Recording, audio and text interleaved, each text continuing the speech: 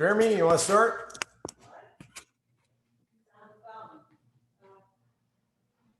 Okay, well, let's go ahead and get started. Welcome. I hope everybody had a great and happy Thanksgiving. I think we have a pretty full agenda.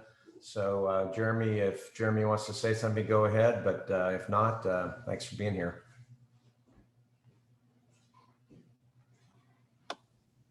Oh, sorry about that, guys. Technical difficulties. Thank you all. Again, happy Thanksgiving.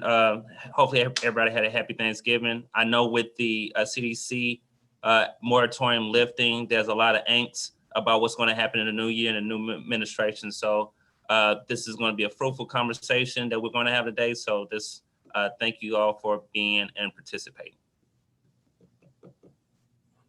Great. So everybody, thanks. And we will hand the agenda or mic over to Jeff to give us an update on recent filings. We're then, just to give a quick overview of the agenda, as you all saw, we'll then have Renee and Cynthia present on what's going on with the rental assistance and direct assistance programs. And then we are delighted that Kate Leifert is going to be able to join us from California and present on the study that she and her colleagues have just produced. And then we will get into the conversation about the draft statement we have. You do not currently have a copy of the draft statement. We will be putting it on the screen and simultaneously putting it in the chat box and emailing it out to people right when we begin that portion of the conversation. And then we'll go through the rest of the report. So with that, I will turn it over to Jeff. Great, thank you so much, Stephen. I'm gonna go ahead and share my screen here. I'm gonna start with eviction case filings. Since we last talked 2 weeks ago, that slight upward trend is continuing. It's still within kind of the boundaries of what we've seen since the beginning of the pandemic, or at least since the lifting of the Texas State Supreme Court moratorium, but it is ticking upwards. Right now, there's a little over 2,000 cases on the docket scheduled out through the beginning of, or the end of January. And so over the next 7 days, that's a little over 800 cases. I also wanted to report out on the defendants assisted by attorneys. So this is looking at the Harris County evictions dashboard here for the month of November. We saw a little over 2,500 cases filed, and 4.21% were assisted by attorneys, which is consistent with October's numbers as well, and about double what it was pre-pandemic. So that number is going up.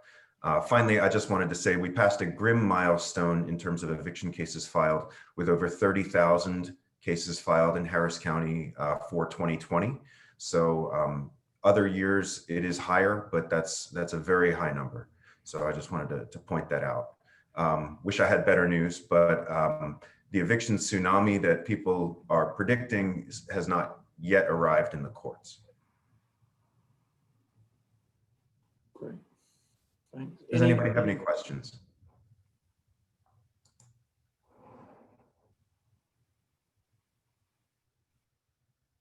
All right, well, thank you so much. I'm looking forward to this meeting. Thanks, Jeff. Cynthia, we'll kick it over to you, please. Good morning, everyone. I hope you're all doing well.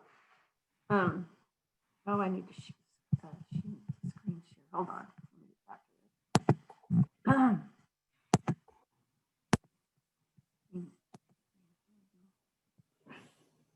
Okay.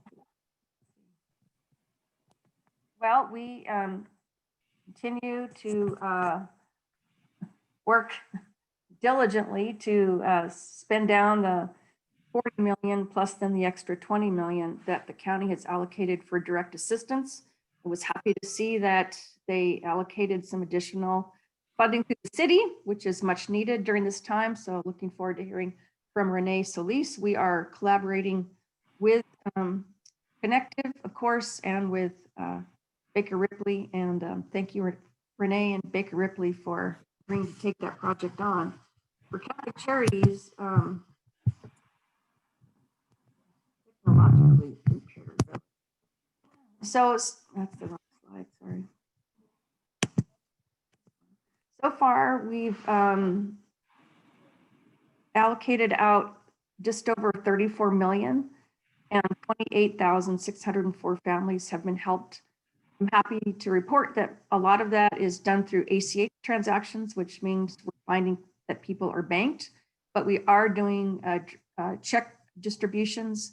I believe we've gotten it down to 2 sites at this point, but people can also arrange to have checks picked up or have them mailed. That's the smallest percentage, those people that want them mailed. By precinct, this is how it's spread out so far.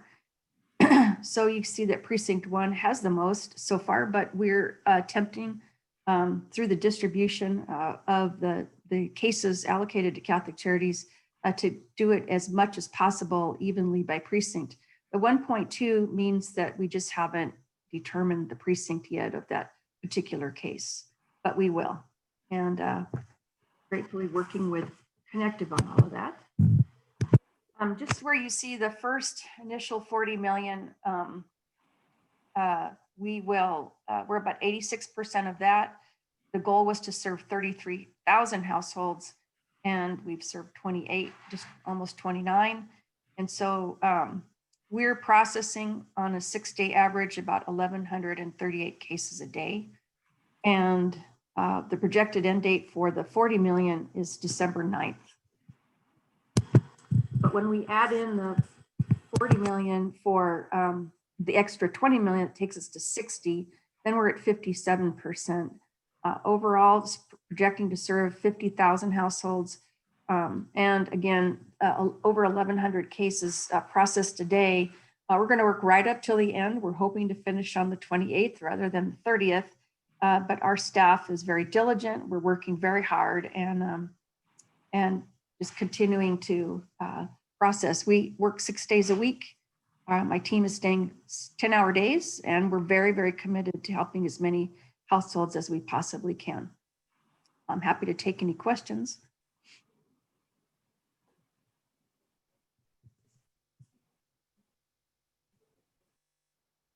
Okay, hearing none. Oh, Jeff? I can't hear you though. Oh, okay. Sorry, I was just applauding. I think this is really remarkable and impressive. Thank you. All right, well, I'm going to stop share and I'll guess Stephen will turn it over to Renee.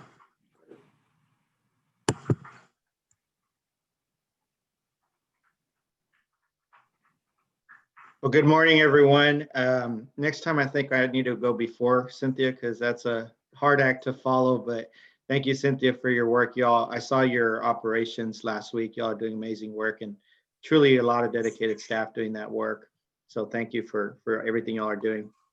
So moving on to rental assistance program. Am I sharing my screen? Let me. How about now? Yes? Yes, I see some nods. Okay, good. All right, so here's the dashboard. As you know, rental assistance, well, you may know by now, is rental assistance. We did it in two rounds for both the city and the county. In round 2, we had the city funds, which was the $15 million, and then we had the county funds, which is part of the $40 million. Round 2 basically covers rent from April through August. So nothing major there other than we continue to make payments under that fund. We are at close to the $15 million for the city. The remaining things to close out on the $15 million for round 2 for the city are just some rejected ACHs that we have with landlords that we're trying to figure and resolve those. And on the Harris County side, it's 11.1 million that we've paid for round 2. As I have reported before, the round 2, which is again April through August, closed a few weeks ago so that we could start round 3. And round 3 is September, October, November rent. Nonetheless, for round 2, we still have some applications, some tenants that are getting their final documents in so that we could process those. And we have some in the queue. So we'll see about another $2 or $3 million, which will get us to about $15 million for the county on round 2. So that's round 2. And then round 3, let me move my icons here. Round 3 is really going off to a bang. There's still a lot of applications coming in. We've received 27. We've actually selected already close to 6,000 applications that we're currently processing. And we've paid close to $3 million for round 3. Now, round 3 is primarily county funds, Harris County funds, because again, the city funds were expended in round 2. So that's what we're moving towards. We still need more applications because we still project to have some funding. Our target by the December 30th date, when the CARES Act expires, is $30 million for the county. So we still need more applications. We need to get the word out. We are especially concerned with what kind of spike we might see at the end as people realize that the CDC eviction ban is coming to an end at the end of the calendar year, as most of you know. So we're being proactive. We're getting notices out and trying to let the communities, the tenants and landlords know that now is the time to apply for this round 3. They can't wait much longer because 1, we won't have time to process it before the CARES Act dollars expires. And 2, we may just not have any more funds at that point. So again, get the word out, very critical. I think everybody's going through pandemic fatigue in terms of applications and those kind of things, but we need those applications coming in. And then as Cynthia mentioned, and again, very grateful to their partnership on this, is that we did accept $20 million from the city of Houston.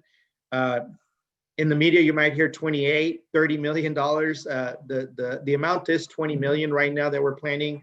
They made our contract a little bit larger in case additional funds are identified here at the end, but they don't think that that'll happen. So regardless of what you hear in the media, I'm telling you now it's $20 million, 16,000 individuals that receive a direct assistance. And what we're doing is, again, through a partnership with Catholic Charities, is we're taking some of the applications that they have available that they can't serve due to lack of funding. We're taking those and we're processing eligibility and we'll be paying for those. So it'll mirror everything that Cynthia and her team have done. They've done a great job, as I mentioned, and it's going to mirror that. And the only thing we're doing is putting extra hands towards that and bringing in the city funds to continue that process. That's my report. Happy to answer any questions. Great. We have a question from Zoe. This is actually for Cynthia. She wanted to know when you said the 6-day average, is that from intake to disbursement?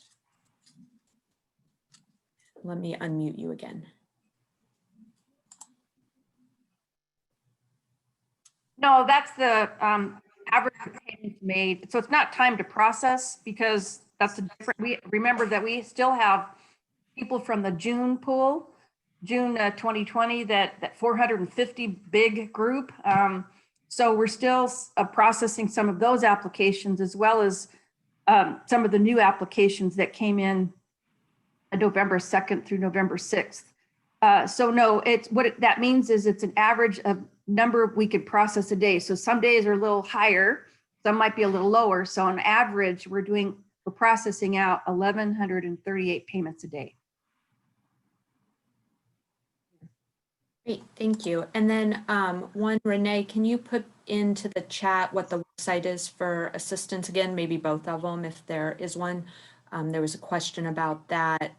And then Mary Lawler asked, is Baker Ripley also wanting people to apply for direct assistance, or will the funds be used up with current applicants? And Renee, I will unmute you. So the plan for the 20 million in direct assistance is to use the applications that Catholic Charities is providing to us. So again, going back to pandemic fatigue, people don't want to apply again for another program. And quite honestly, we don't have time to set up another application process, selection process, and go through the eligibility. So what the collaboration here is with Catholic Charities is to take those people who have already applied, who can't be served because of lack of funding, and move them over so that we can process them through the City of Houston funds. So there's not going to be a new application process. There's not going to be a new website. We have the names. We have over 70,000 people that have applied. We can easily get 25,000 applications from Cynthia and her team to process. We know who they are. We don't want them to go again through all this process. We're just going to go ahead and take what they've already submitted and serve them. But that's different from rental assistance. And rental assistance, the application is open. It hasn't changed, bakerripleyrenthelp.org. And in there, we still have funds specifically targeting renters. So that's the piece that we want to be clear. For direct assistance, we got the names, we got applications. For rental assistance, we've got the funds, we need more applications. Great. And another question for you around if there's been any clarity about eligibility requirements, what have changed from the county funds to the city funds, particularly around the immigration status? Great question. On the direct assistance with the city of Houston, they have to follow the same thing that's with Harris County that Cynthia and her team have, which is if the funding goes directly to the recipient, it's very difficult to serve the undocumented. So what we've done is we've used some of those philanthropic dollars that we've received from the McNair Foundation, Kinder Foundation, Houston Endowment, and some of that Houston Endowment funding has actually now gone to Catholic Charities to help support some of the undocumented applicants that they've received on the direct assistance. So I want to reiterate, both on rental assistance as well as direct assistance for Baker Ripley, we are serving undocumented applicants through the philanthropic, through the generosity of the philanthropic foundations that we receive funding. Same for Catholic Charities. So the, the goal is to get as much of the CARES Act funding spent by December 30th, because we have a hard stop, at least right now. I think I'd read that they were applying for an extension, but there was no word on whether or not that would be approved. So we're all operating under the assumption and belief that 12/30 is 11:59 is the hard stop. So the private dollars will be begin to be expended in January, and that'll be our main priority is serving the undocumented with whatever money we've been able to raise by that time. We do have a commitment of right now $1.7 million. I'm hoping to raise at least another 250 so that I have a pool of 2 million. And anything else I can raise by then.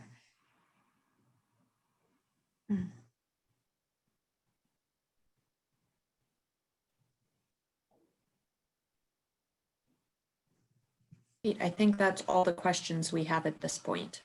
Okay, great.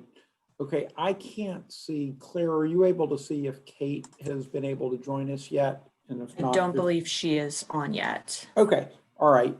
Given that she's out on the West Coast and we're running a little bit ahead of schedule, why don't we maybe just shift to the updates from the task force. So Elaine, if you want to maybe do that, and then Claire, if you'll just let us know when Kate's on, and then we'll pause and then reconvene after she's through. Will do. Does that work, Elaine? Great.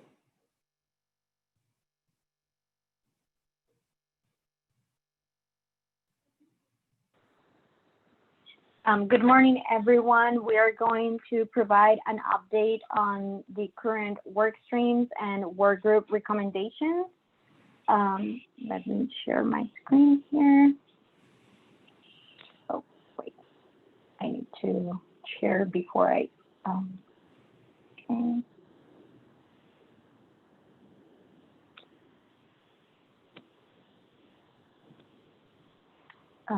Okay, so basically we'll provide a quick update on responding to requests from city and county on policy recommendations.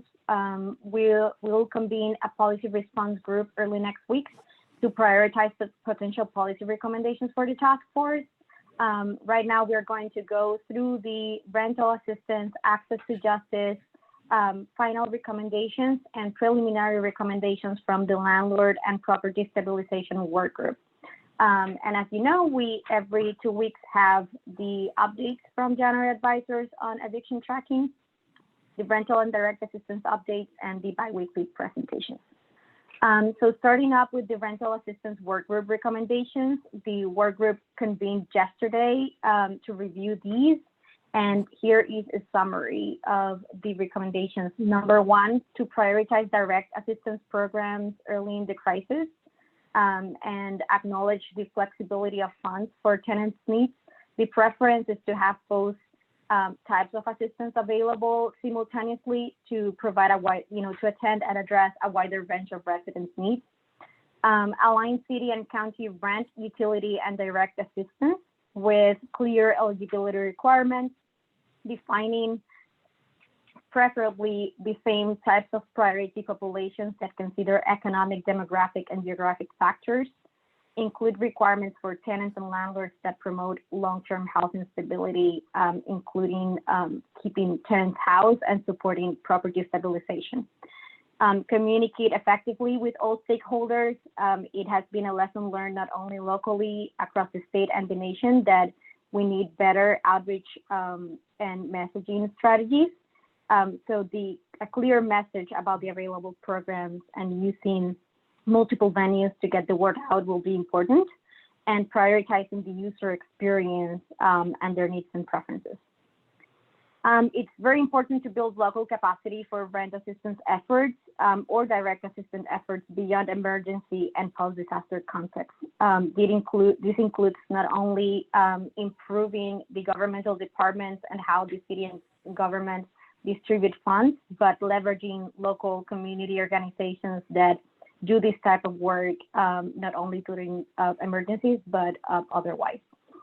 And then exploring innovative methods and systems to distribute rent and direct financial assistance. Is known that during crises, we can explore discounts and other protections for housing stability, and to consider coordination with other social, financial, legal, and housing assistance organizations that can leverage the rental assistance or direct assistance.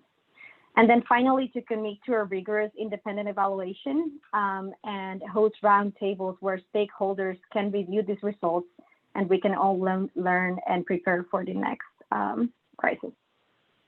For the Access to Justice work groups, the first priority was to focus on early dispute resolution and tenant-landlord mediation. The work group recommends both addressing early dispute before an eviction is filed or before a notice to vacate, but also recommends tenant-landlord mediation at the courts before scheduled eviction hearings. The work group also recommends that the county allocates funds for both emergency financial assistance and legal assistance that can support these mediation efforts and potentially appeals to the court determinations. And these won't solve the need for increased awareness of the benefits from tenant-landlord mediation through public education campaigns. Provide tenant education and reporting through a centralized web resource for tenant assistance. We provided, and it's on the website, the concept for a centralized web resource. Some recommendations would be to pilot a portion of this web resource and find a long-term owner that can keep updating and distributing the information through these tools. And then we have learned with the CDC order and during this pandemic that regulations, information from the federal, state, and local government change and adapt. So convening a rapid response cross-sector group that can coordinate efforts to distribute this urgent and essential information will be important. We know that some even tenants and small landlords are still unaware of exactly how the CDC order works, and it's been almost 3 months. Some additional recommendations include developing legislation and programs that add protections to risk of tenants and immigration status families, increase access of information, legal services, and technology at the courts. And then we discussed that including in the legal citation easy to understand bilingual or multilingual instructions on how to obtain free legal assistance, and to encourage local JPs to utilize attorney of the day programs available through the Harris County Eviction Defense Coalition. And lastly, on the Landlord and Property Stabilization Work Group, there's some preliminary recommendations. They still need to review these and get consensus on which priorities they want to move forward with. But they did a great exercise on looking at 3 types of landlords and providing recommendations for those. For the strategies, who cares about certainty of future income and cash flow, to the novice who doesn't do much planning and lives too close to the edge and risk. And currently the TBD, who isn't extremely educated about the business of the landlord, but could end up giving up if money stops coming in. Some recommendations include property tax credits, property tax reductions or delays, emergency assistance grant, support for repairs and maintenance, low interest, free debt or lines of credit, payment plans both for property tax, insurance relief. And then for the novice and the TBD, there was a lot of technical assistance, peer-to-peer learning opportunities and trainings that should be made available for them to understand where the assistance and potential solutions to the crisis are. After the meeting, we are going to follow up with a link to the detailed recommendations for the work groups so the task force can review and approve. And these will be part of the overall recommendations to the task force to be submitted to the county. And then lastly, like we said, we are going to convene a rapid response team for policies. Over the last month, we've been doing a policy scan that looks at non-COVID and COVID-related potential solutions and how other jurisdictions are addressing housing stability. We are focusing on policies, bills, or programs that have already either passed or been implemented and documenting which jurisdictions have these types of solutions, as well as which ones require funding, which ones support both tenant and landlords, and at which stage of the housing stability cycle they are implemented. Like I said, regular updates are on our website, and if there are any questions, let me know.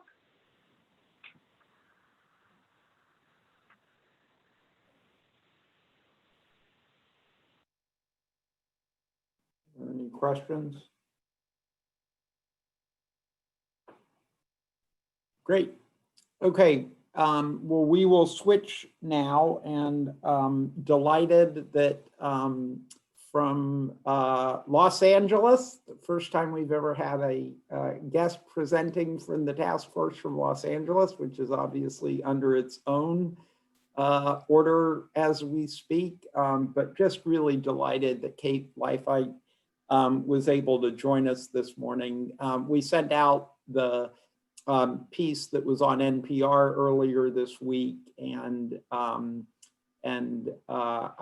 think it is seldom that somebody who has recently received their PhD and is doing a postdoc becomes a national celebrity, but here we have it. So we're delighted to have you. The work that she's done in order to get her degree is exceptional work that she may want to talk about in Baltimore, but look forward to your presentation, Kate. So we'll turn it over to you. Thank you so much, Stephen. And let me see if I can share my slides here. So I'm really happy to be joining you and to learn a little bit more about your organization through this call. Can you see my slides? Great. So my name is Kate Leifheit. I'm a postdoc here at the Fielding School of Public Health at UCLA. And I'm going to be presenting some research that my co-authors and I did looking at the relationship between evictions, housing instability, and COVID-19 cases and deaths. And specifically, we're focused on eviction moratoriums. Sorry, I just got a little notification that I want to make go away. Okay. So first I wanted to acknowledge all of my co-authors. We worked on a big interdisciplinary team on this. So Sabria Linton, Julia Rafeman, Gabe Schwartz, Emily Benfer, Fred Zimmerman, and Craig all contributed to this. And I did want to give a disclaimer that the research hasn't been peer reviewed yet. So we should view these results as preliminary. So by way of background, it's not news to any of you that the COVID-19 pandemic and associated economic crisis have rendered millions of US households unable to pay their rent and at risk of eviction. And we also think that evictions might accelerate COVID-19 transmission by increasing household crowding and decreasing individuals' ability to comply with social distancing directives. So with that in mind, we set out to compare COVID-19 incidents or cases per population and mortality or deaths per population over time between states that lifted their eviction moratoriums and states that maintained their moratoriums. So here's a map of US states, and we're looking from March 13th, or the date that the first state implemented its moratorium, through September 3rd. In light purple, you see states that had a moratorium and maintained it through the whole course of our study period. And in dark purple, you see states that had a moratorium but lifted it at some point during the study period. And then in gray are states that never had a moratorium. There were 7 states like that. And here's a sense of how those moratoriums worked over time. So you can see as the light purple bars start to appear, I should say on the vertical axis is the number of states, so 51 in total, and then moving across horizontally is time from March through September. So you can see in mid-March, these light purple bars start to appear, and that means that moratoriums are getting put in place. And the median start date was March 19th, so right as the pandemic was starting to hit the US. But then in late April, early May, you start to see these dark purple bars appear, and that represents the states lifting their moratoriums. And so the median stop date for the moratoriums was May 31st, which means that sort of on average, the length of these moratoriums was something like 10 weeks before they were lifted. And you can see you move all the way to September, and by the end of our study, only 17 states still had an active moratorium in place and 27 had lifted. So this is a graph of our main findings, and it's a little bit dense, so I'll try to walk through it slowly. But I did want to note first that we look at this relationship by controlling for things that we know are really important to the transmission of COVID. So we look at things like mask mandates, stay-at-home orders, testing rates, and school closures. And we try to control for those so that when we're comparing states that lifted the moratoriums to states that maintained them, we're making a fair comparison. So on this graph, the vertical axis is the incidence rate ratio. So that is a ratio of the incidence or cases per population in states that lifted their moratoriums compared to the incidence in states that maintained their moratoriums. And the dashed line is the moment when states lifted their moratoriums. So one important thing to notice first is that the trend before that dashed line is pretty flat, suggesting that the incidence wasn't rising in these states before the moratorium lifted relative to states that maintain their moratoriums. But then after the dashed line, we start to see this steady increase in incidence among the states that lifted their moratoriums. And that increase becomes statistically significant at 10 weeks after lifting the moratorium. And by 16 weeks, the incidence in states that lifted their moratoriums is 2.1 times higher than the incidence we see in states that maintained their moratoriums. Now, this is that same graph, but instead of incidence, we're looking at mortality or deaths per population. So again, we see a pretty flat trend before the moratoriums were lifted, and then a steady increase after the moratoriums were lifted.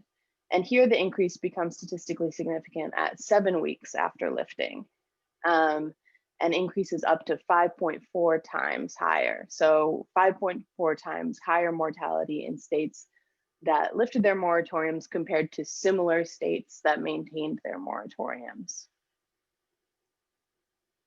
And then to sort of get a better handle on those numbers, we translated them to absolute increases in cases and deaths. So here is a graph showing excess COVID-19 cases associated with lifting moratoriums. Again, horizontal axis is time, and the vertical axis is the number of excess cases, or you can think of these as preventable cases associated with lifting the moratoriums. So you can see that the number of cases starts to go up in early July. And by the end of September, we estimate that there were 433,700 excess cases associated with lifting the moratoriums nationally. So in other words, had all states maintained their moratoriums, we think we could have averted 433,700 cases of COVID. And then this is the same graph, but with deaths. And here you start to see the deaths go up a little bit later, as you would expect. And by the end of the study on September 3rd, that's right before the CDC moratorium went into place, we've got 10,700 excess deaths. In other words, 10,700 deaths that could have been avoided had all states maintained their moratoriums. So these are big numbers, they're sobering numbers, but the hope is that they'll help with your advocacy in the realm of maintaining moratoriums and avoiding evictions. And then I wanted to focus on Texas because of the audience, but so out of the 27 states that lifted their moratoriums, we estimate that actually of all the states, Texas had the most excess cases and deaths of any state nationally. So this is due to two main factors. First, Texas has a larger population than other states that lifted. And also it lifted its moratorium fairly early on May 18th. So we estimate that nearly 150,000 cases in Texas could have been avoided if Texas maintained its moratorium, and nearly 4,500 deaths. So when you compare those to the national figures, really a lot of the excess cases and deaths that we see are coming from Texas. And we'll share these slides with you all after the meeting. So the recommendation may seem obvious, but we do see a strong public health rationale for these eviction moratoriums. That can happen at the federal level. That would obviously be the ideal. Our study would also suggest that state moratoriums can be really effective in protecting public health and preventing the spread of COVID. And also local moratoriums. We don't look at local moratoriums in our analysis, but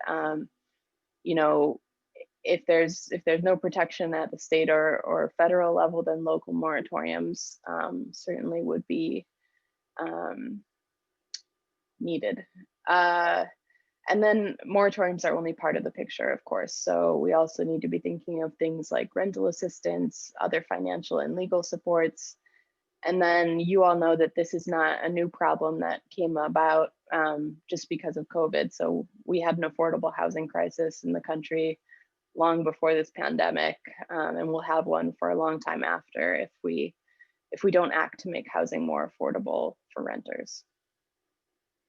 And with that, I'll end, and I'd be happy to take any questions that you might have.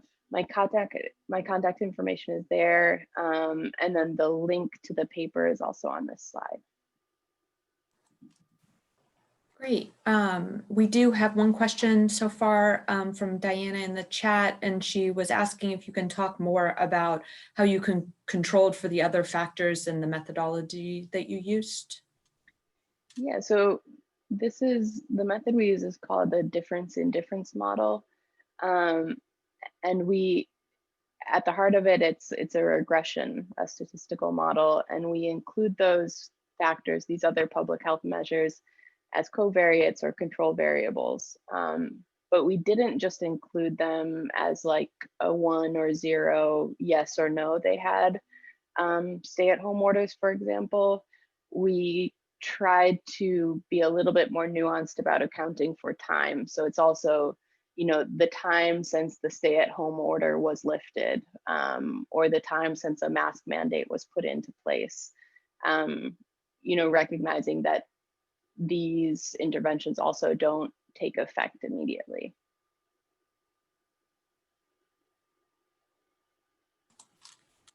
Great.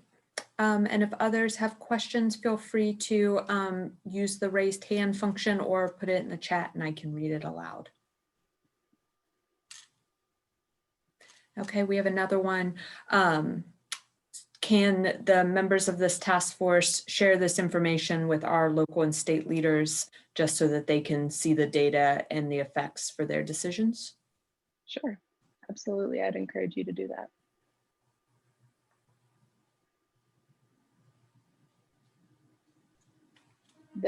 You're welcome to share the slides or the paper. There's a link online if that's easier. And the state estimates, if you wanted to look for the Texas numbers specifically, are in Appendix 3 of the paper online.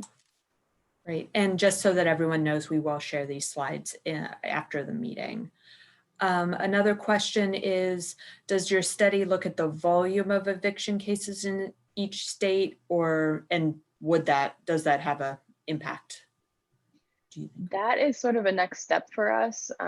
We're in conversations with the eviction lab at Princeton to get numbers on the number of eviction cases. Because of course, we assume that, for example, Texas was processing more evictions than other states, and that we think would explain the relationship that we're seeing. But it would be great to put a number on that. Great. And then another question is, does the model control for spikes in occurrences? Spikes in evictions or spikes in COVID? And Curtis, if you're okay, I can unmute you to ask more details. Sure. I meant spikes in COVID-19 incidences. So we did do one analysis a little bit related to that question. We were curious what the impact was of COVID incidents at the moment the moratoriums were lifted. So if there was a spike happening when the state lifted its moratorium, our thought was that that would have a stronger effect on you know, basically, if you're displacing people at a time when a lot of virus is circulating in the community, you would imagine that that would lead to the spread of COVID more easily than if you're lifting your moratorium at a time when COVID is relatively under control. And what we saw, that pretty much held up in the analysis. You saw kind of stronger effects early on, within the few weeks after the moratorium was lifted, if you were in a state that had surging COVID at that moment. Does that make sense? And does that get at your question? It does, and it seems, you know, because of the skepticism towards statistical analysis in the community in general and in some certain political communities, it would be helpful, I think, to make your arguments more convincing, to just begin to have that dialogue. You know, my concern is that the public health community is being undermined consistently, and we need to all work together to stop that trend. So that's, and the only way I can think of doing it is to just kind of look ahead at the kinds of questions that might be put forward and used in such a way to create confusion around the data that someone who's not, you know, used to understanding the distinction between causality and correlation, it can create a lot of confusion. Sure. Yeah, I very much agree. when we put the paper up online, it has a really large appendix, just sort of analyzing the data, every different way that we could think of. And part of it is for the reason that you're getting at, which is we wanted it to be, we wanted people to know that we sort of tried to break our results and looked at it every which way to see if the results held up to some pretty rigorous, different ways of specifying the models. Just because we do know that you want to make sure that people take this seriously. Great. We have a couple more questions. One, is Texas still an outlier when you control for the population size? Great question. So I've been meaning to make a map of that. I think if you turn it into excess cases per population, it's still, there's kind of like a group of states that lifted their moratoriums in early May, or mid to late May, that Texas is sort of a peer state with. But I would say that it's less of an outlier. I think it's on par with states like Alabama, North Carolina, Wisconsin. Yeah, at that point, it becomes more about when the state lifted its moratorium. Great. And then how does a state's healthcare system play into the mortality rate? For example, Texas has a poor record when it comes to access to healthcare. That's a very good question. So we didn't look at that directly. I think one result that we've been thinking and talking a lot about is we saw stronger effects on mortality than incidence. And one way we're thinking about that is that, of course, evictions tend to affect people who are already vulnerable and may already have underlying health issues. So communities of color, low-income tenants might not have great access to healthcare, might have some underlying health issues, before they get evicted, which would begin to explain why you see these really strong effects on mortality, above and beyond what we see just for incidence. Great. And I think we're at the end of our questions, unless others have any other additional questions they would like to share.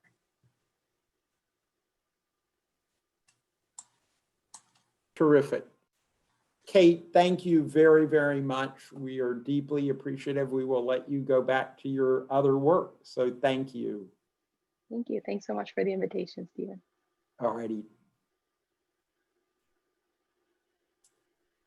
Okay, we will now turn our attention to the letter, and Rick and Jeremy, I think, are going to lead us through this conversation. We are going to email out to everybody and then also provide in the chat box a link to the letter, or what we're calling the statement. I will ask maybe Elaine or Claire if one of the two of you can put the document up on the screen, and then have Rick and Jeremy lead us through it. This is, just by way of background, a quick draft that, in response to the concern about whether or not we should let the 12/31 date go by, or whether or not we wanted to, as a task force, say something, we convened a small group earlier this week, and the small group, and I hope I don't inadvertently miss anyone who was on it, but it was sort of brought together on short order Donna was on, Howard was on, John was on, Celeste was on, Zoe was on, and I don't remember Chriselle, whether or not Chriselle was on or not. I think that is the majority of the folks that were on. If I missed somebody, please let me know. But as we were discussing it, we began to surface some ideas, and I think we're encouraged about the fact that based on the good work and the conversations and relationships that have been built, we began to find common ground relatively early in the conversation. And this draft statement is really a reflection of that. So with that, I will turn it over to Rick and Jeremy. Well, thanks, Stephen. I guess the key question is whether we want to make a statement like this, and then whether or not we can all agree and get our 2/3 to agree that it's a proper statement to make. Clearly, the expiration is an issue for a lot of vulnerable residents. There's no question about that, and hopefully there'll be something that comes out of Congress. I mean, just anecdotally, I had a conversation yesterday with both our senators from Texas, and one was very optimistic that there would be another stimulus, which might include some of these things, and rental assistance as well between now and the end of the year. And y'all have probably read about the compromise that's being floated, and they were pretty optimistic that might happen. So perhaps part of the equation is some additional support from a rent perspective, and that's clearly one of the issues here. Is that the challenge you have obviously is that people can't pay the rent. We need and rental assistance is really the biggest issue out there. So with that said, I know y'all haven't had a chance to read this yet. But I think the group did a good job of putting it together in terms of sort of outlining the issues, and then also communicating that it's not just about evictions, it's about rent payment, right? And I think that's the ultimate issue. So Jeremy, you have anything to add to this? And I guess Stephen would just want to try to walk through it and then just have open discussion about it. Yep. I don't have anything to add. I think, Rick, you hit everything on the nail. At the end of the day, let's get everybody opportunity to just walk through it, kind of line by line, and either Elaine or Claire, we can just kind of go through it right now. And has it been emailed to everybody as well? I think so. We put it in the chat box. Okay. Claire, did you email it to everybody? I have not yet. It's in the Okay. chat though. Yeah, so let's I'd say let's do it in the chat box and on the screen, and then we'll email a cleaned out version so we don't, because our one email, we don't know who's on this call versus who's not. So if everybody can just indulge this way, if you want to copy downloaded to your computer, just download it. But this is on Google Docs. And let's just make sure everybody is reading it right now. Everybody has a copy. Everybody's reading it right now. Yeah, so if people want to spend a minute to read through it and then we can go through it, I think that's a great idea, Jeremy. Yeah. I think the challenge is that you've got this up on the screen, right? And we can't scroll down on our own, right? It has to be scrolled by whoever's. Right, but if you go to the link in the chat box, you should be able to do it. Or yeah, Elaine can just periodically just move the screen for a minute. Yeah, I prefer everybody have it in a chat box so they can scroll and look at it themselves. I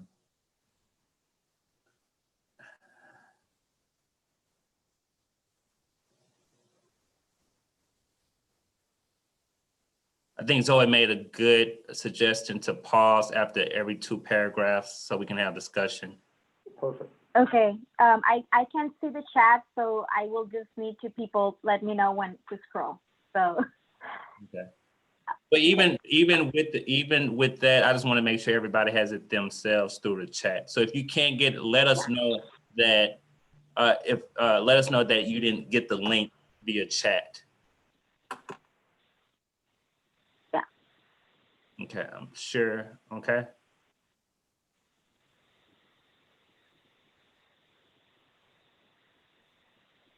And so the suggestion in this chat is to go every 2 paragraphs discussion. Well, let's let everybody look at it for just to work their way through the whole document first for a minute.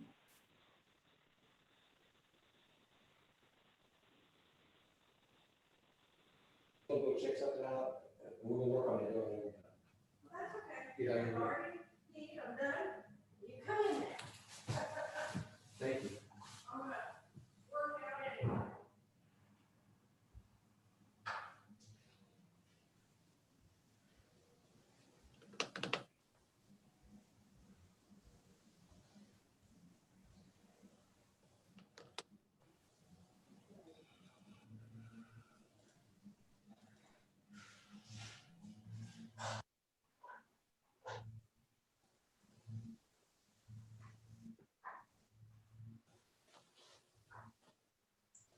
Also, anyone can add comments into the document.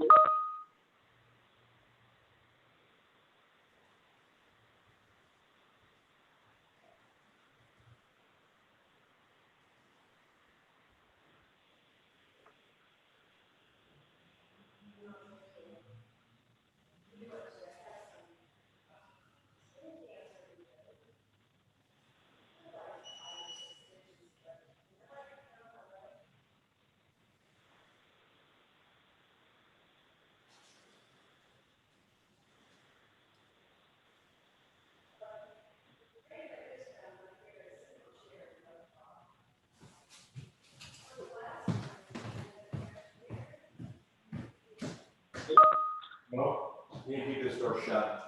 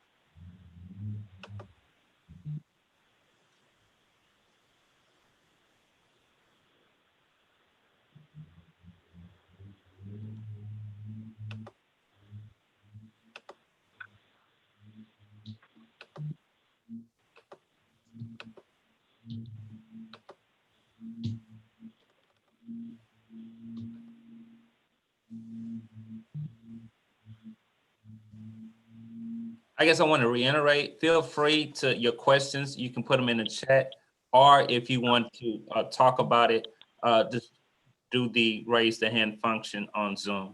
Yeah, and actually, Jeremy, what we're doing is, Claire is going to Claire's going to say or unmute everybody. And I know that just Rick, before we begin to mark through it, I know Celeste wanted to make a comment, and then, I think we'll just need to play a little bit of an audible if we end up being able to have a productive conversation with this big of a group via Zoom. We'll try to make it work. If not, we'll just probably need to sort of get a smaller group to see whether or not we can work something out that we'll then bring back. So we'll just sort of see how that goes. But if Rick, before we begin going through it, Celeste, I think, wanted to make a comment or two. Okay, go ahead. And just, yeah, everyone has the ability to unmute yourself. So feel free to go ahead and unmute if you'd like to talk. And if you're having trouble, just let me know. Yeah, no, I just wanted to say before we, as folks are reading through the statement, that the tenant folks who were convened into this conversation ahead of this call, myself, Zoe, Chriselle, and Donna.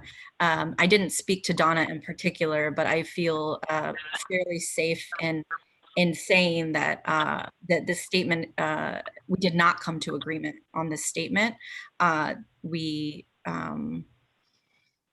particularly the pieces of the context that are given at the beginning, as well as some of the recommendations for how to address the issue post January 1st. So I just wanted folks to have that context. I didn't want people to read it with the eye of like, oh, the tenant folks and the landlord people came together and they agree on everything that's in this letter, because that's not actually accurate at all. So I think we should try to see what we can come to agreement on. I think it might be a few paragraphs if we're lucky, to be honest. But we should make an effort, I think, and I agree with Stephen that it might require a smaller group to, hash it out.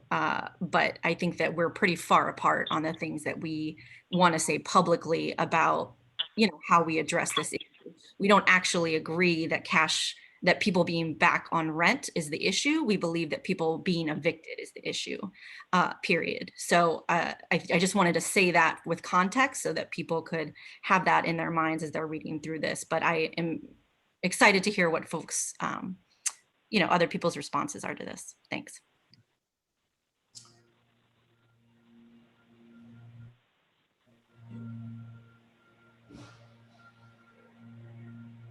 I think it's going to be really tough to have a productive debate in this big a group generally.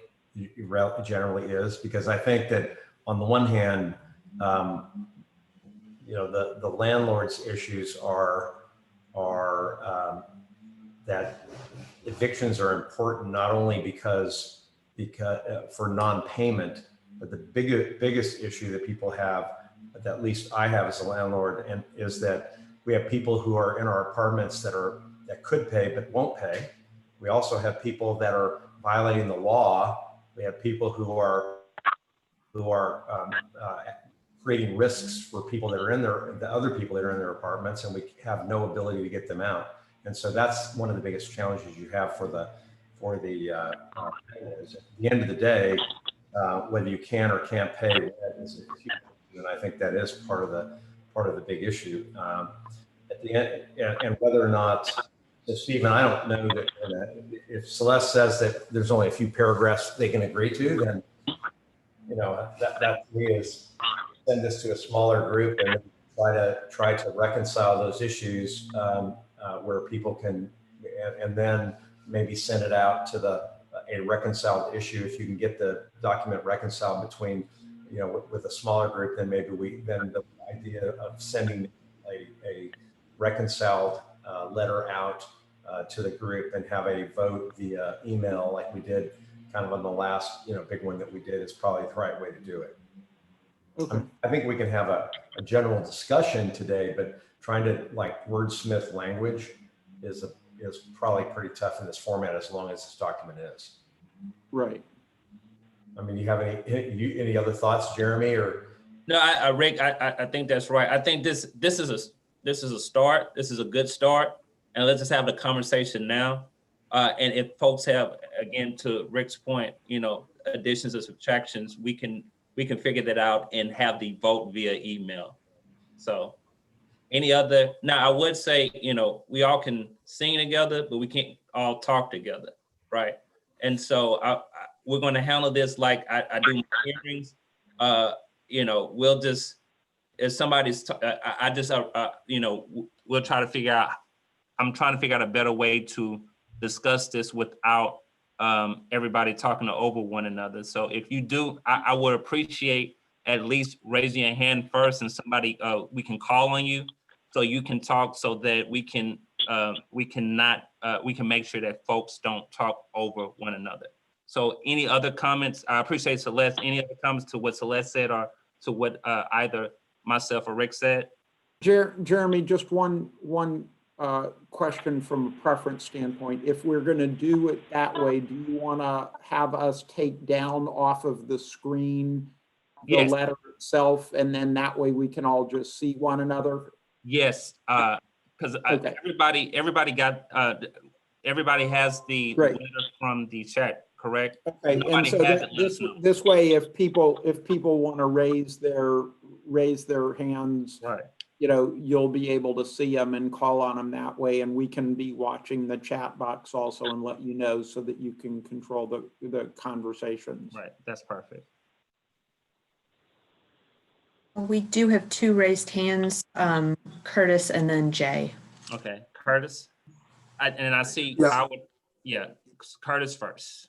I think one productive conversation that we could have in this group is what we think the objectives of this letter might be. And again, listing those objectives as a laundry list, not that we have to debate whether one is good or the other, that could then be referred to that smaller group to hash out in more detail, but just to get the sense of the group of what they think the letter should accomplish would be helpful.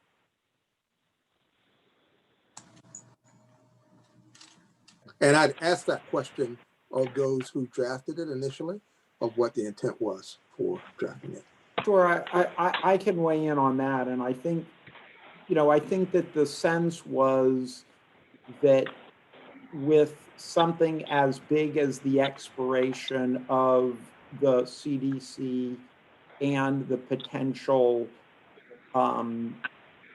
issues that would happen upon its expiration, particularly if Congress does not do anything, that given how much work this group has put in, that it was just incumbent upon us to speak to the issue. And then we actually then identified numerous potential audiences for a potential statement. And ultimately, I think part of the idea was, given that we are at this point, in essence, sort of, one could imagine us making a statement to, our congressional delegation, to state leaders, to the general community, et cetera, but ultimately thought that to the extent that we are accountable to the county commissioners, that we would make a statement to Judge Hidalgo and the Commissioners Court as to what we would hope they would do. And so the idea is then that they would use their bully pulpit and or take whatever actions they can, if that clarifies, Curtis.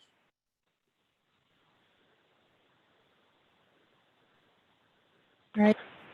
So Jay was next, so I'm gonna let Jay talk.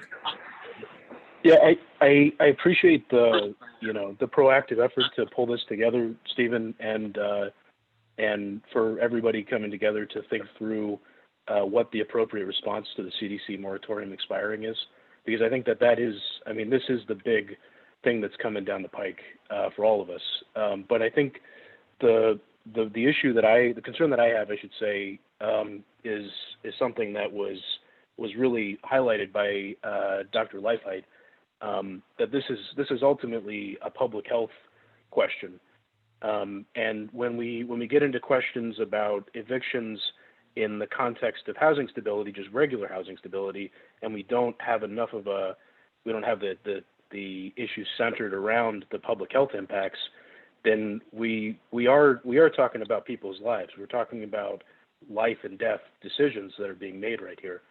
And so I would be uncomfortable with any letter, with signing on to any letter that didn't center that at the outset and then discuss all of the impacts, the public health impacts of any decisions that are being made. I think that's the most important thing that we go into, and that we really have a core focus on the 4,400 people in Texas that have died because of the lack of proper eviction protections, and the many thousands that are likely to die if we don't take serious action. This is an unusual set of circumstances that we're in. Evictions will lead directly to deaths in the next months. So I hope that we can find a compromise position that centers the real serious life and death consequences of inaction. Great. Next, we actually had Howard who raised his hand, but it went down. So I'm going to have Howard, and then we'll go to John. I apologize in advance. I couldn't tell whether my hand was up, down, where I was giving thumbs up, thumbs down, giving somebody the finger, and then it went away. So I don't know what that was. At any rate, I think there are some, channeling my inner tenant advocate position here, and I'm a landlord guy, everyone knows. I think we all can agree evictions are bad. Okay, landlords agree, tenants agree. Nobody wants to evict anybody. We disagree where the landlord people think that evictions are not the cause of the problem, but the result of the problem. But we all agree evictions are bad. We also all agree, I think, that rental assistance is good, but the problem with some of the rental assistance we've seen is it needs to be simplified. It's either too complicated to apply for, too complicated to understand. The rules change throughout the process, or with the Texas Eviction Diversion Program, for example, it comes 1 or 2 months too late. So if we could come out with a statement that encourages rental assistance in a manner that is simple, clear, it can be quick, I think that is going to be the biggest help to anybody. And again, moratoriums, I feel moratoriums really don't work because it creates a long-term issue of debt, of credit and rental history that's going to have tenants are going to have trouble getting housing elsewhere. So if you're talking about stability in housing, I wouldn't put moratoriums on it. I would get them the help they need to prevent the eviction in the first place.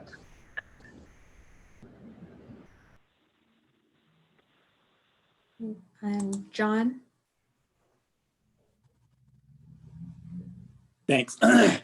Excuse me. Yeah, just in our discussions yesterday or day before, when kind of drafting this this draft, and then by the comments that have been laid out here, I think it's going to be really hard to try to draft something that's broad that we could all agree on, and not to mention that dilutes the impact of the letter. I think the more narrow you focus the ask in the letter, then the more effective or the more promising the impact of it can be. And as Howard kind of just said, I think a majority of the issue that we can all agree on is that the Texas Eviction Diversion Program needs to be more appealing and fixed, and that has some potential. And so if we can focus, I think, the ask in the letter on fixing and funding that Texas Eviction Diversion Program, you have potential to actually make a difference and actually have this go somewhere.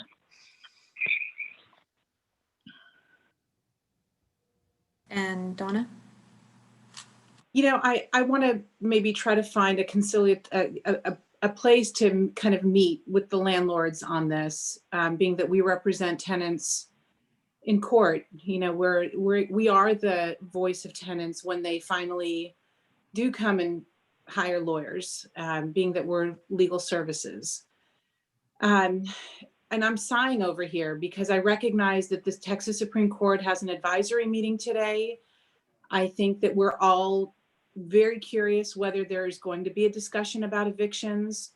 I'm aware that there was a subcommittee meeting yesterday to provide advice to the Texas Supreme Court justices about what to do about the fact that there are protections, few as they may be, that are expiring, and what the Texas Supreme Court and maybe the governor's office want to contemplate.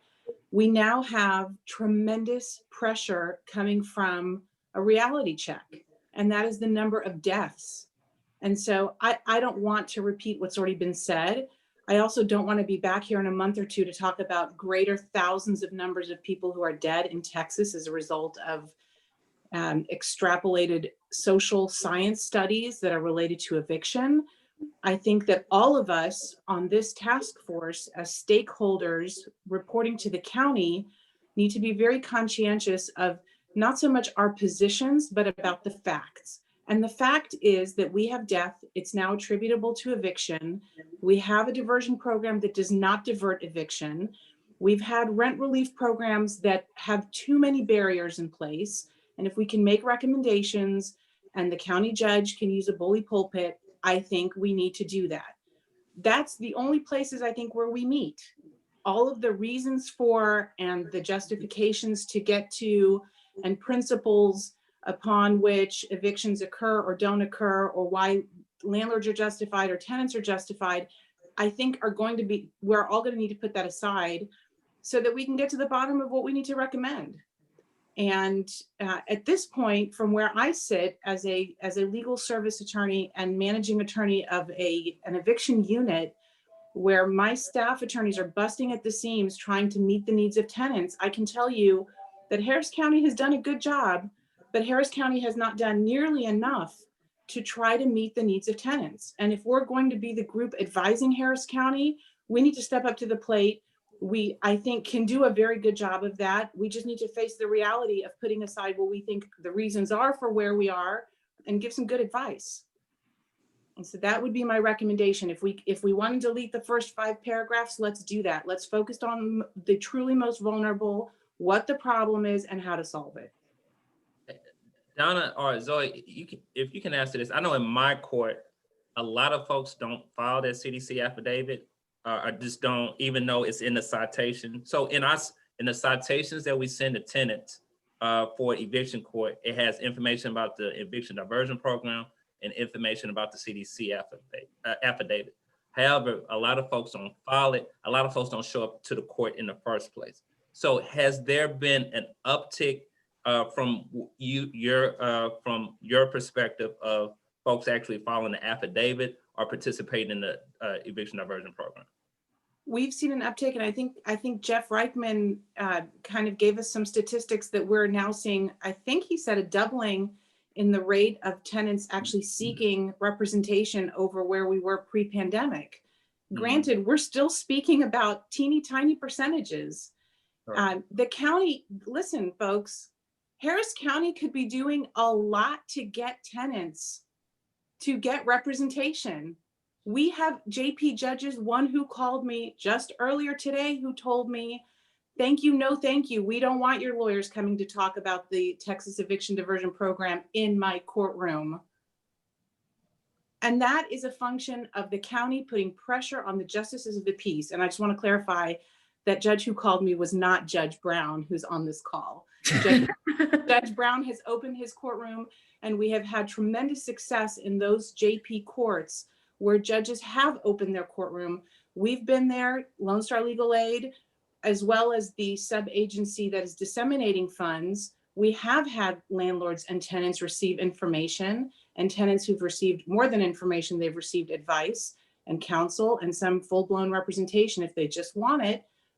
It's a function of the county starting to put some pressure on the court system, in my mind, and on the public to say there are resources. You're right, Judge Brown. There are lots of people who are not aware of the opportunities that are available for defense. I think, yeah. Oh, sorry, Donna. Well, the protections are out there, but the protections are limited. And unfortunately, we're all having to face that music right now. When these protections end, if there's anybody who's not clear about it, let me clarify. And I'm aware that there are people who watch these videos after this meeting ends. when December 31st comes, as things stand right now, Texas law provides very few protections for tenants. We have some protections right now that were given from Austin, from Washington, almost nothing that's local, unfortunately, from our county or city. The reality is just that. But once December 31st comes, there are no protections outside of Texas law, which is very close to little to begin with. And so I know you all have been viewing the different courts without, naming any of my colleagues. I will, it's fine. Just, talk about if, how many people are actually availing themselves of those protections, just from How many tenants are availing themselves of those protections? Yes. So, I mean, I think first of all, that's like an inherent flaw in the order of the CDC, like the design of the CDC order is that there's burden that's put on people that are already underemployed and unemployed. And I mean, we do this even when we talk in this group about people not showing up to their court hearings or not checking through all the boxes or going through this, citation that they get in the mail that's really complex. Like from a behavioral science standpoint, which I used to practice, like people are attentionally and emotionally strapped. They're at, damn near their wit's end, trying to bring, their 3 kids into a courtroom so that they can keep their home. And so I think I would really appreciate if we could just recenter this on what is within our purview to recommend and what is within our power to recommend. Because this isn't the place to put any kind of onus on tenant behavior. We have to really put the onus on the people that sought power and the people that are designing the policy. And we have a chance to actually do that with a body this big.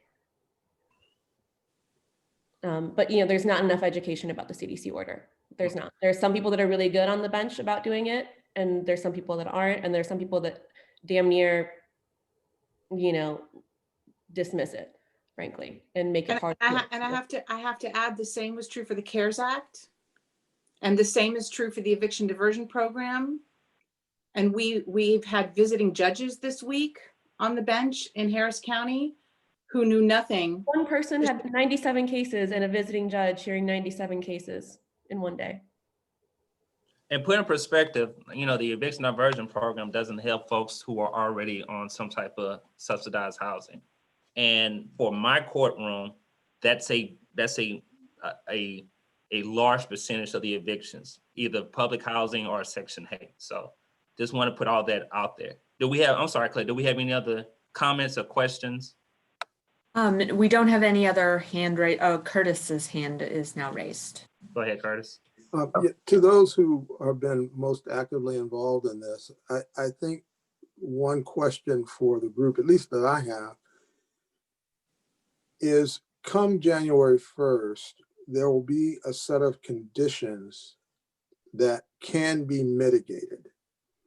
And the question in my mind, outside of the general statement of a moratorium, which I think is an important statement, but in terms of actionable items that we believe can be taken, what are the general categories? I'm hearing one is the disproportionate behavior of judges relative to protections, resources that are in place, right?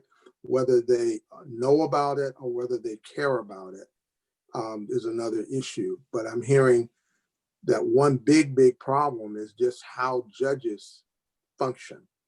The second issue is what are the mechanisms that are available to actually provide relief? And then there's some administrative and structural problems to those mechanisms. So that's another problem. And so what I'm hearing is, as an overall general concern, given the problematic nature of those two things, a moratorium in general puts at bay a lot of that to give room to possibly address these things.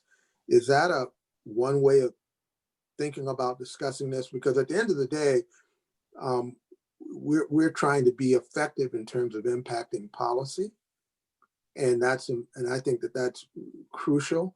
And if we are going to narrow down to a small band of issues, I think coming to some agreement when a smaller group talks about this, having those boundaries is going to be important, because I think conceptually there is a fundamental difference about the nature of the problem and all of that.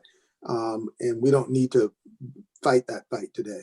The question is, what can we address through, that is, what can the county do to change judicial behavior or impact what goes on in the courts to provide consistency for whatever gets provided? That's one question. And the other is, what are those things that can be provided that will have impact? And if we're saying there's nothing outside of a moratorium, we can say that anything short of a moratorium is going to have marginal impact, and we can say why. And I think we can all agree to that, and not have to debate kind of whether or not that's the right thing or the wrong thing. I think what we're trying to do is influence policy, and that's kind of where my head is about it. And for those of you who've been most active in this, if you could say, is that a reasonable way to frame this thing, given where we are? Curtis, I'm going to try to be brief. I'm usually not brief, but I'm going to try. I don't disagree we need to be talking about policy, but I'm doubtful we're going to get to a meaningful policy discussion when December 31st is around the corner and the number of people dying is upon us. It's not around the corner. And so that is the crux of the problem right now. Every one of the JP judges is its own little kingdom. Every JP runs however they like. Not every one of them is even an attorney. And so we know where policies are at the moment. We know what the law is, and changing that's going to take a long time that we just don't have. So let me. Hand raised. Sorry. Oh, I'm sorry, Claire. Go ahead. Diana has her hand raised, so I want to make sure she had a chance. Yeah, it was before Curtis's statement, which I think kind of touched on a lot of what I was going to say, which is just that I'm hearing that we feel far apart, but the intent and the entire potential of this group is really to come to compromise. And I don't think anyone signed up with the belief that we would get 100% of whatever interest or position we wanted. So I guess I'm just kind of reiterating that if we cannot come together on something as important as this, it feels like many, many meetings and many weeks are a little bit wasteful, in my opinion. That's just kind of where I sit on it in terms of my perspective, and can we really dig in and come to compromise? And I offered in the document something that nuances based on the context, tries to make temporary measures, and kind of, I'm much farther removed from this. So, I don't want to put that out there as something that, I'm just trying to get us to move towards compromise is really my intent with that idea. But I do think with the rental work group, yesterday, our meeting really prioritizing direct assistance, we can make a really clear statement, and we have the data that suggests that direct assistance relief programs do work. So really being very clear that that's a first priority, and then being more context and nuanced around the grace period, given the national context. So I don't know. That's just my 2 cents. And Mary also had her hand raised. Okay. Yeah, in reading this letter, I think that it's a good statement. I'm hearing that some people wish to say more and take different positions. I guess I don't understand if anybody objects to the positions in this document.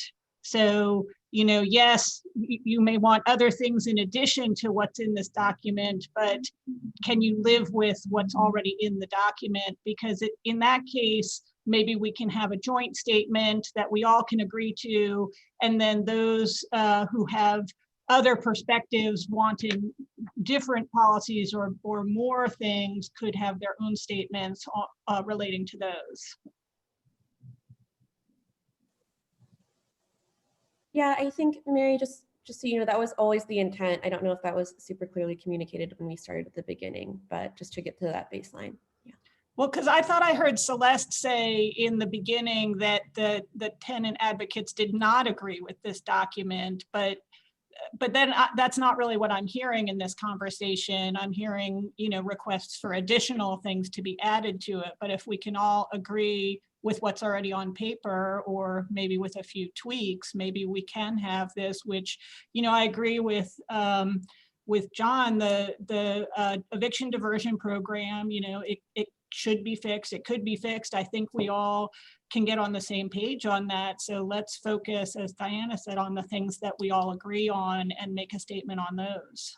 Yeah, maybe it's less the matter of the how. You know, we can get into the nitty gritty, but yeah. To Mary's point, the specifics that the tenant advocates did not agree on with the letter, if we can, I just like kind of the paragraphs and go to that and why. And if we just need to take it out, we can take it out. But if there's a happy medium, we can just get that. So I think the thing that seemed to be a sticking point was whether or not we still do advocate for a local grace period ordinance. I know that was something that was redlined around. I'm trying to go back to those numbers that I put in the extension of the CDC order itself. I think that's kind of a no-brainer. And then, but that's me injecting my own point of view into that. Sorry, y'all. And then I think you know, how we make TDEM better is up in the air, but we do see that it needs to be reformed and strengthened. But I think the sticking point here is, you know, what we do locally in the grace period ordinance, or if we recommend that as a body, and I mean, we already all agree on this body, but I think that's just the amount of time has passed. And so, you know, I think from the landlord side, you'll need to think about if that's still worth it as a recommendation based on the debt and the political will over there. And then I think we are interested in adding something about no guest judges, but I don't think that's really fair to anyone. Yeah. Not and then even the with the mandate local. versus the recommendation of TDEM. Okay. So, and that would be something that I would like lawyers to weigh in on, whether we can even mandate that people participate in TDEM. I don't know that that's possible, but I don't think so. And even with the local, and Howard or Donna, you can chime in, even with the local grace period ordinance, what the AG has chimed in on with that, the legal effect that, you know, the city and county can actually do that. So I just wanted to just throw that on the legal piece. This is Celeste. No, I just wanted to say a few things. I think one, like my comments come from you know, spending a lot of hours working on the Dallas grace period ordinance with the landlord group, compromising a whole lot over hours of wordsmithing and all of that, only to have that not really make any difference or gain traction. Now, all of the hours that any of people on this group spend on things like that are hours taken away from the critical work that we all do inside of our own respective organizations. I think the plan is, Mary, for tenants to release their own recommendations apart from this group anyway, to answer that question. So I have no, you know, I don't think that this is going to be a letter that includes all of those things by any stretch of the imagination. And if the only issue was with the things that were not in the letter, then I think that would be fine, right? But I think there are a lot of issues with the things that are in the letter, right? Which is why I raised the point initially. I'm happy to go through with Zoe. We can go through and like redline things and make suggestions. You know, what I was thinking about yesterday was that it's just going to be, you know, it's a lot, right? So is it worth the effort? If this group is saying it is worth the effort, then we'll spend some time, you know, trying to figure it out, right? And see if we can come to agreement. It's just, you know, it's another time where we are spending, you know, a decent amount of time, right? Trying to compromise our positions, trying to find areas of agreement. And it's hard work and it takes a lot of time. And then the places in which it actually makes real impact for the people that we work with who are being thrown in the street is hard to discern. So that's where all of that comes from. But I'm happy to put in the work, you know, if this group thinks it's worth the effort. So, and Celeste, I appreciate it. And I think it's worth the effort. At the end of the day, it's not a perfect union. It's a more perfect. So we're just trying to make sure it's, just trying to move the needle. That's all we're Sure. trying to do. You know what I mean? Of course. Hey, I had a case. A woman was in eviction court, and 2 weeks prior, she was in the hospital because she just had a baby. So this work does matter, right? And I think we can come with a compromise to make sure that folks are stably housed.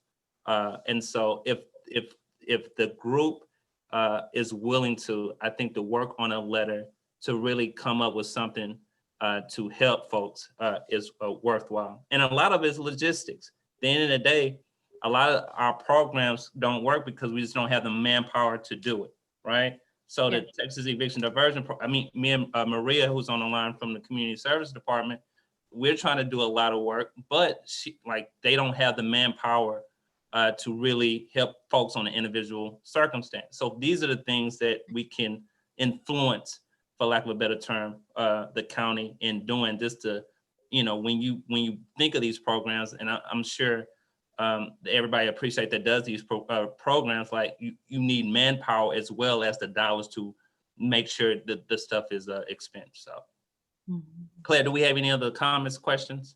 We do. We have two. First Curtis and then Guadalupe. Okay, let's go to Guadalupe first because we hadn't heard from her. If that's all right, Okay. Curtis, and then we'll go back to you. Yeah, so I think what we can completely agree on is what is absent in this letter are highlighting the consequences of any inaction, right? So I think whatever, even how much influence this letter has at the end and what policies are influenced or solutions are influenced, TBD, right? But at least making it clear to our electeds and those in positions of power that if you do not act, right? If the system doesn't do anything at all, the consequences will continue, right? That's something that Dana has highlighted, Jay has highlighted, the previous research, the previous presenter, the doctor research highlights. So, if we could just agree to add that immediately, because we spend, I think we're all here because we care, right? Judge Brown, you just gave an example, right, of how this work matters. We got to put that on paper, right? The importance and the urgency to really get folks to move on policies, whatever they are, right? And we know that the solution is not going to be just one thing. It has to be a patchwork, and we're all at it with different perspectives. But let's really, again, go back to the centering of it instead of the schematics around it.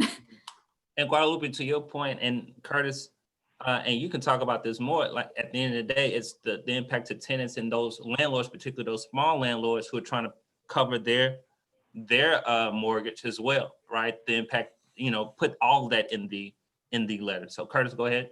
Yeah, I just wanted to encourage those who've been struggling with this work that the collective impact of our disparate voices is more powerful, I believe, than the individual voices from our separate perspectives. And in that, it's worth the sweat to get there. And to work towards the goal that Guadalupe is pointing out, and that's why we're all here. People's lives are being affected every minute.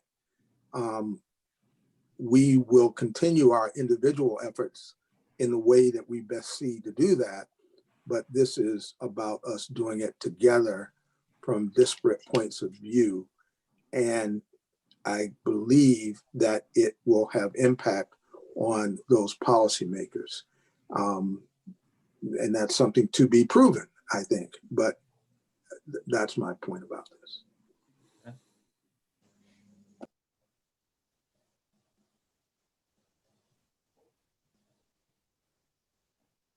Any other questions, comments? We don't currently have any hand raised. Okay. Let's make sure everybody has a copy of the statement, right? Yeah, and so do we want to just then, kind of reconvene the smaller group that was working on the actual language? I think given that we put it out as a Google Doc, if people wanted to go ahead and put individual comments on the Google Doc. You can just add your comments. And then I think the smaller group could really attempt to incorporate that with, I think, kind of an eye on some of the comments that we've heard here about the power of us speaking with a single voice to important policymakers, to really show that this is the product of the many weeks and months that we've had studying issues and learning to communicate with one another and gain each other's perspective.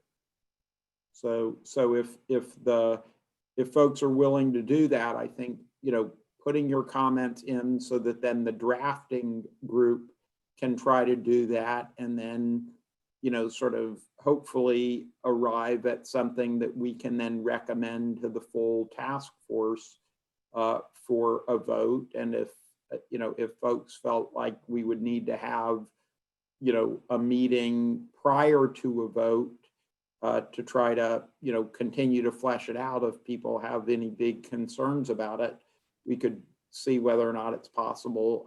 Time, we do think obviously time is of the essence. And I think there's a special commissioners court meeting. Is it next week for those who know? They can call it pretty quickly. Let me look at the thing. I thought they already had a scheduled special meeting, so then all we would need to do is add this to the agenda.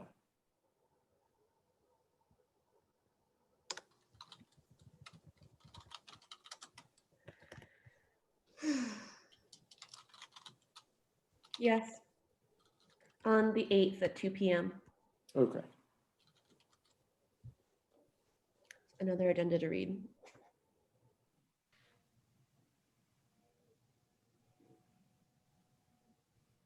Yeah, they have one on the 8th, but then another one on the 15th. Okay.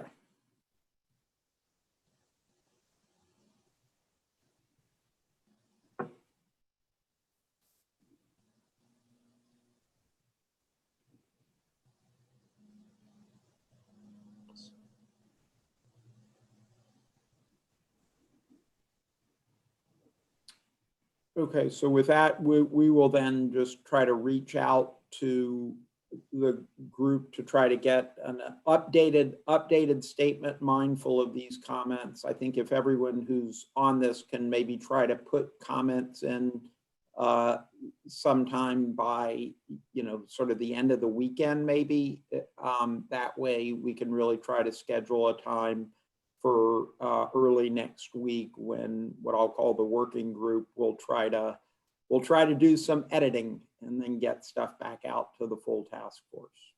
Now, Stephen, do you want folks to email? Is there a point of contact for folks to email their comments to?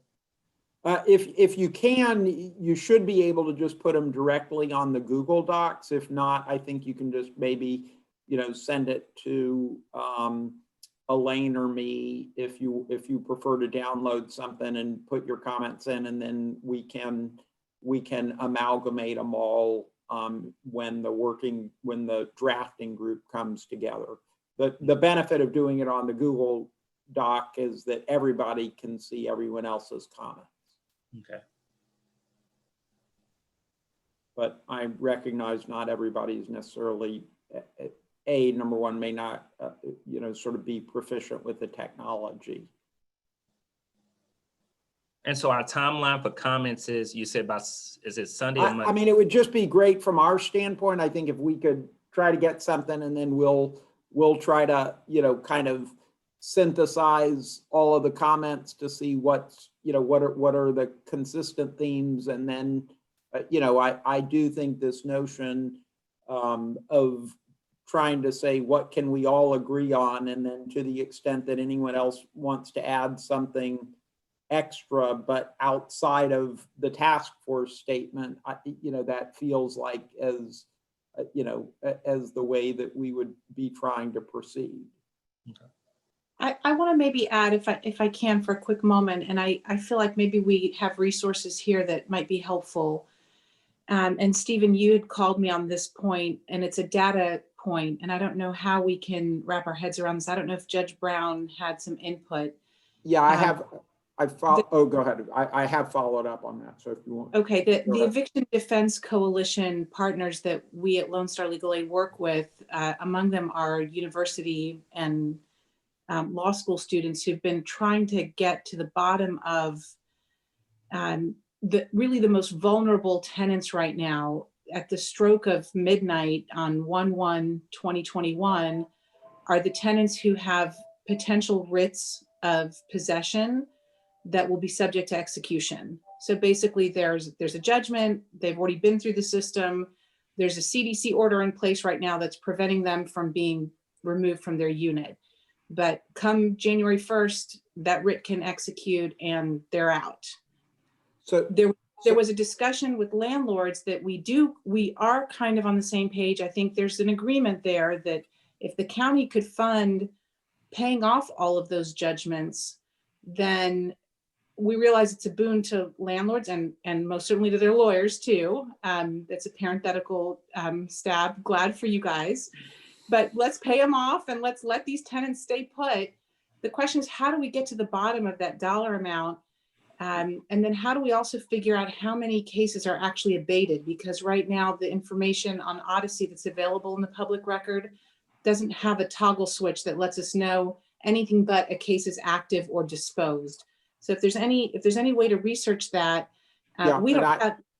Yeah, and I have, so Donna, to that point, I have talked to Jeremy and Jeff, and I have traded texts and will be doing, but we do think that will be possible. And we also have clarified, as Renee pointed out, that it is likely that there will be funding available that could potentially be with the permission of the appropriators of that money redirected to cure that issue. So that's what number 2 on the statement is really designed to respond to. So I think we will be acting with all deliberate speed to quantify the number of those and the dollar amount so that we can ensure that that objective is accomplished. So appreciate you bringing that up.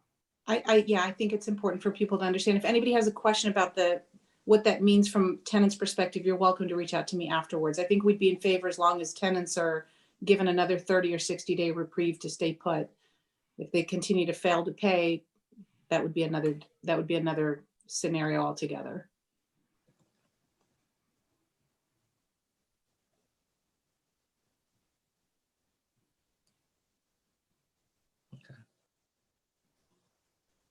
Rick, I feel like I dominated the conversation. You have anything to add? I think you've done a good job, Jeremy. It's a tough issue, right? And I love the idea that was just discussed, item number 2.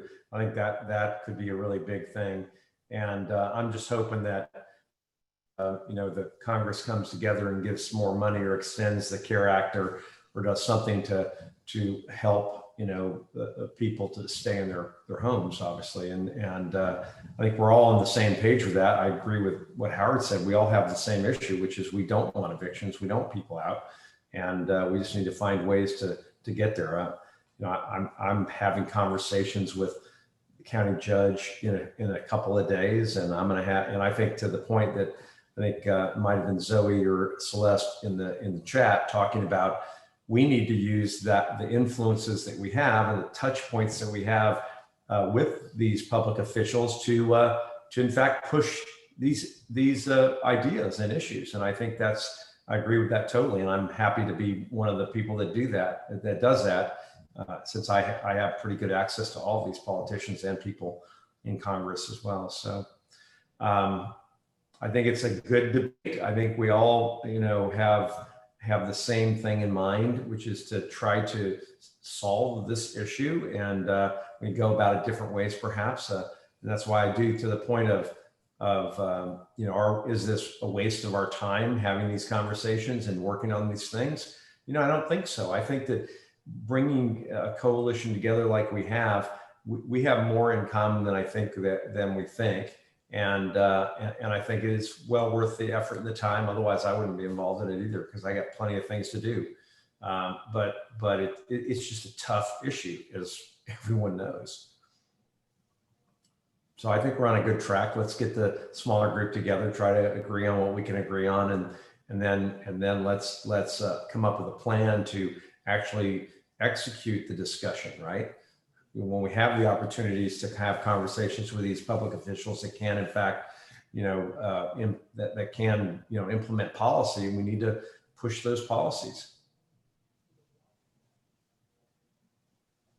So don't worry, Jeremy, I thought you were doing a good job, better than I could have.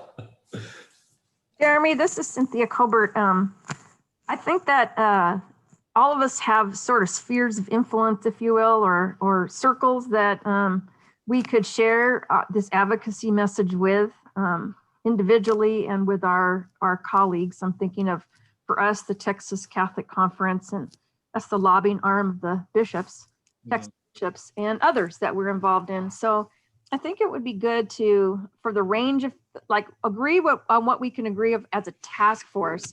I'd like to see the list of things that perhaps they couldn't get agreement on, because I might want to add that as individual or organizational advocacy, even though the task force doesn't necessarily take that joint approach. Does that make sense? So for those of us that want to include additional things, it would be good to say, when we do talk about them, this was discussed at the task force among other solutions or potential solutions. So if there could be a list of additional things that were discussed, but not necessarily moving forward, it would just be good to see that list. Cynthia, that makes perfect sense. And I think either between the Google, the suggestions in the Google Docs, or sending to Stephen or Elena, just put everything, kind of throw everything at the wall in your suggestions. I would say we can share that with just the task force themselves. So even if we don't agree upon everything, to Cynthia's point, if the individual organization will want to put that in their talking points, I think that's a worthwhile cause as well. Mm-hmm. Right. Okay. Stephen, is there anything else? So we have a timeline. If everybody can get their comments in at least by Sunday, at the latest Monday, the small group will convene to look everything over, send out a recommendation, and then we'll go from there. Great. And just really, appreciate this conversation with everybody. We thought it might be a big risk to sort of, let the full task force do this, but my, oh my, this is just an impressive showing of the ability to sort of listen to one another and really work towards a common ground solution. So thanks to everybody. Absolutely, I agree with that. No question. All right, have a nice weekend, everybody. Bye. Take care. Thank you all. Bye-bye.